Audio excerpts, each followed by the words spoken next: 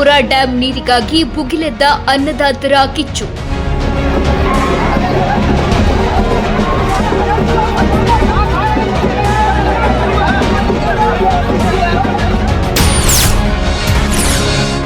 B ಗುಡಿ KBJNL ಕಚೇರಿಗೆ ಮುತ್ತಿಗೆ ಯತ್ನ.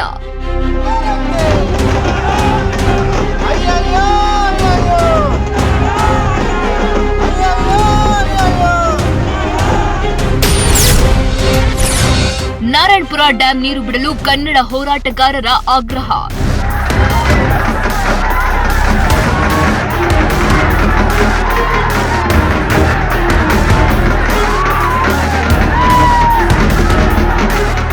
ನಾರಾಯಣಪುರ ಡ್ಯಾಂ ನೀರಿಗಾಗಿ ಅನ್ನದಾತರ ಪ್ರತಿಭಟನೆ. ಕೆಬಿಜೆಎನ್ಎಲ್ ಕಚೇರಿಗೆ ಅನ್ನದಾತರ ಮುತ್ತಿಗೆ. ವಿ ಗುಡಿ ಕೆಬಿಜೆಎನ್ಎಲ್ ಕಚೇರಿಗೆ ಸಾವಿರಾರು ರೈತರ ಮುತ್ತಿಗೆ. ಇದು ಏಪ್ರಿಲ್ 15ರ ತನಕ ಕಾಲುವೆಗೆ ನೀರು ಹರಿಸಲು ಆಗ್ರಹಿಸಿ ರೈತರು ಕೈಗೊಂಡ ಪ್ರತಿಭಟನೆ.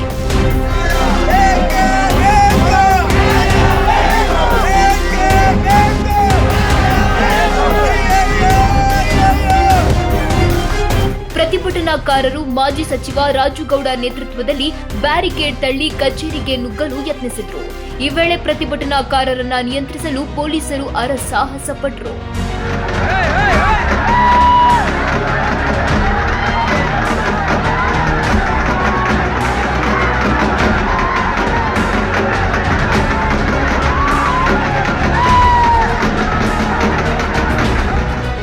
ಹಲವು ಬಾರಿ ಪ್ರತಿಭಟನೆ ಮಾಡಿದ್ರೂ ಅಧಿಕಾರಿಗಳು ರಾಜಕಾರಣಿಗಳು ನಮ್ಮ ಮನವಿಗೆ ಸ್ಪಂದಿಸುತ್ತಿಲ್ಲ ಎಂದು ರೈತರು ಆಕ್ರೋಶ ಹೊರಹಾಕಿದ್ರು.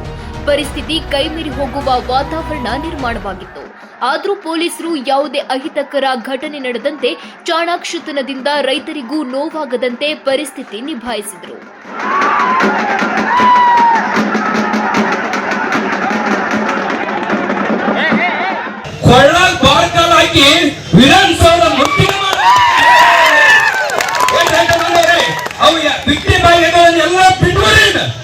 ಒಂದು ಬಿಟ್ಟಿ ಬಾಯಿಗೆ 2,000 ನೋಟಿನಿಂದ ಒಂದು ಕುಟುಂಬ ಇವತ್ತು ಹೇಳ್ತೀನಿ ಪರಿಸ್ಥಿತಿ 10 ಲಕ್ಷ ಆದಾಯ ಲಾಸ್ ಆಗುವಂತ ಸ್ಥಿತಿ ಬಂದಿದೆ.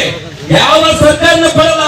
ನಾವೇ ಇವತ್ತಿನ ನಾಳೆ ಏನ್ ಮಾಡಮ್ರಿ? ಇವತ್ತು ಒಂದಿನ ಟೈಮ್ ನೋಡ್ರಿ, ಇವತ್ತು ಒಂದು ದಿನ ನಮ್ಗ ನೀರು ಮುಟ್ಲಿಲ್ಲ ಅಂತಂದ್ರ ಎಲ್ಲ ರೈತ ಬಂದವರು 10 ಲಕ್ಷ ಇವತ್ತು ಲಾಸ್ ಆಗುತ್ತದ. ಯಾರು ಕೊಡಲ್ಲ. ನಾಳೆ ಕೊಳ್ಳಾಗ ಬಾರಕಾಲಾಗಿ ಪ್ರತಿಯೊಬ್ಬ ಕುಟುಂಬ ಪ್ರತಿಯೊಬ್ಬ ಊರಿನಿಂದ ಬೆಂಗಳೂರು ವಿಧಾನಸಭಾ ಮುಗಿದಾಗ ಅವಾಗ ಡಿ.ಕೆ. ಸಾಹೇಬರಿಗಾಗಿರ್ಬೋದು, ಸಿದ್ದರಾಮಯ್ಯ ಸಾಹೇಬರಿಗಾಗಿರ್ಬೋದು, ಅವಾಗ ಭಿಕ್ಷೆ ಮುಟ್ತದ. ನಾವೇನಿಗೆ ರೋಡಿ ಕುಂತು ಭಿಕ್ಷೆ ಬೇಡಿಕೋ 10 ಯಾರು ನೋಡಲ್ಲ. ಇತ್ತ ಸುರಪುರ ತಾಲೂಕಿನ ಮಲ್ಲ ಕ್ರಾಸ್ ಹತ್ತಿರದ ರಾಜ್ಯ ಹೆದ್ದಾರಿ ತಡೆ ನಡೆಸಿ ರೈತರು ಪ್ರತಿಭಟನೆ ಮಾಡಿದ್ರು.